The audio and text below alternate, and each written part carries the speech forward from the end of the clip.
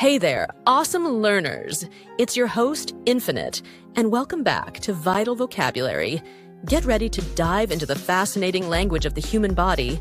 Today, we're tackling anatomic positions. These terms are the building blocks for how medical pros like doctors, nurses, and anatomists talk about the body. Whether you're gearing up for med school or just want to impress your friends with your smarts, this episode has you covered. Don't forget to like and subscribe for more fun and educational content. Let's jump in.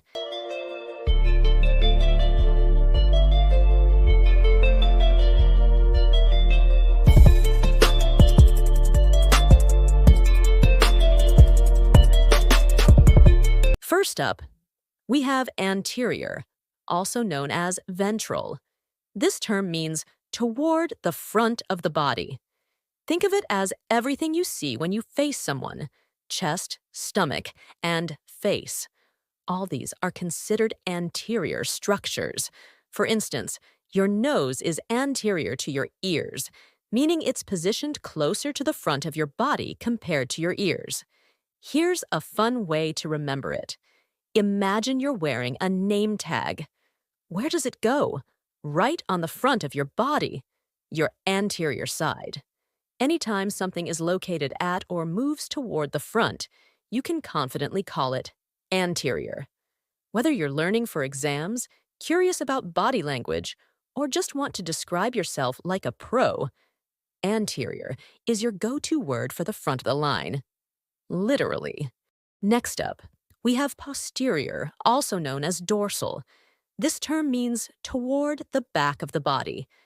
Think of everything behind you that you can't see in a mirror: your shoulder blades, spine, and glutes. These all fall into the posterior category. Here's a quick example to lock it in. Your spine is posterior to your heart. In other words, it's located behind your heart. Easy, right? Here's another one. Your glutes, aka your booty, are definitely posterior to your stomach. To help you remember, think of this. Posterior sounds like post. And what's a post? Something behind or supporting you, just like the posterior side of your body. So the next time you're describing the back of anything, you'll know to call it posterior. Learning anatomy terms has never been so fun, right? Let's keep going. Now, let's talk about medial. This term means toward the midline of the body. Imagine an invisible line running straight down the center of your body, dividing it into left and right halves. Anything closer to this line is considered medial. It's like your body's built-in navigation system pointing to the middle. Here's an example to make it crystal clear. Your nose is medial to your eyes. That means your nose is closer to the midline than your eyes are. Another example. Your big toes are medial to your little toes because they're nearer to the center line of your body. Pretty cool, right?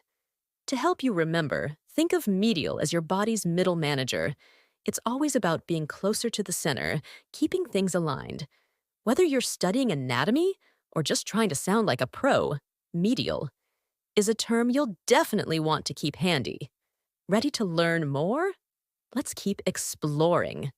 On the flip side of medial, we have lateral. This term means toward the side of the body. If medial is all about moving closer to the center line, lateral is all about heading away from it toward the outer edges of the body. For example, your ears are lateral to your nose, meaning they're farther from the midline. Similarly, your arms are lateral to your chest as they extend outward to the sides. Easy to remember, right? Here's a quick memory trick. Think of lateral as out to the lateral lanes, just like a highway. Medial keeps things central, while lateral spreads them outward. So, whenever you're describing something farther from the body's center, you've got the perfect word: lateral. Keep that in mind as we dive into even more essential anatomy terms. Let's go. Next, let's explore proximal. This term is used to describe something that is closer to the point of attachment or origin. It's like zooming in on where things begin. For instance, your elbow is proximal to your hand because it's closer to the point where your arm connects to your body. Makes sense, right? Think of proximal as meaning nearer to the base. Another example, your thigh is proximal to your foot because it's closer to where your leg attaches to your pelvis. This term is super handy when describing limbs or structures that branch out from a main point. Here's a quick way to remember. Proximal sounds like proximity, and it's all about closeness. Anytime you're identifying something near the start of a body part or structure, proximal is your go-to word.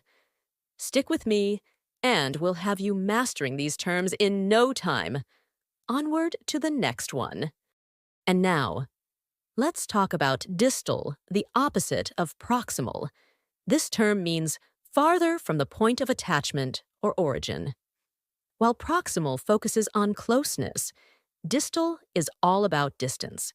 Think of it as moving outward, away from the body's core. For example, your fingers are distal to your elbow because they're farther away from where your arm connects to your body.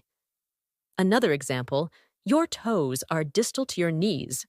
They're farther down the line from the origin point of your leg. Pretty straightforward, right? Here's an easy way to remember. Distal sounds like distant, and that's exactly what it means farther away. So, whenever you're describing something at the outermost reaches of a limb or structure, distal is your word. Keep it in your anatomy toolkit as we continue building your vocabulary mastery. Let's keep climbing up literally with superior, also known as cranial. This term means above, or toward the head. It's used to describe structures that are positioned higher up on the body. Here's an easy example. Your chest is superior to your abdomen because it's located above it. Another example, your eyes are superior to your mouth. Anytime you're talking about something higher on the body, superior is the perfect term to use. Think of it this way. Superior sounds like super. And what's super? Something high, elevated, or on top.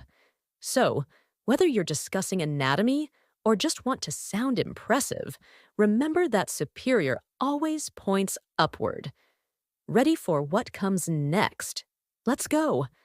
And now, let's head downward with inferior, also known as caudal.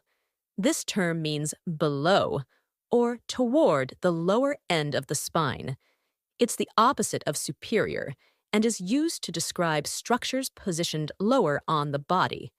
For example, your knees are inferior to your hips because they're farther down. Another example, your stomach is inferior to your chest. Anytime you're describing something lower down on the body, inferior is the term to reach for. Here's a quick memory trick. Think of inferior as being beneath or underneath. It's like the bottom layer of a cake lower, but still essential.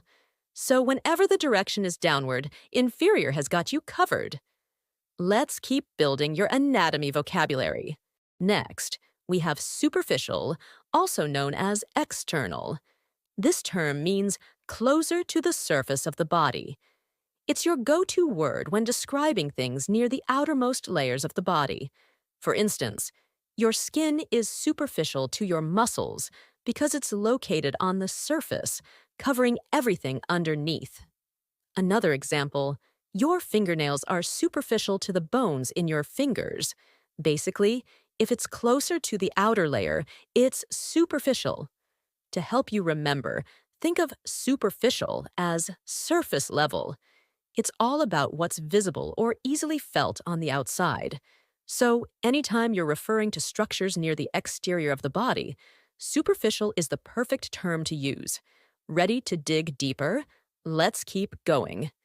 Finally, we arrive at deep, also known as internal.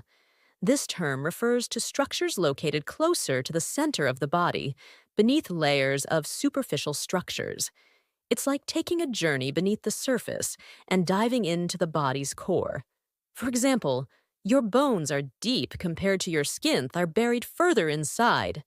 Another example, Your heart is deep to your rib cage, protected at the center of your chest.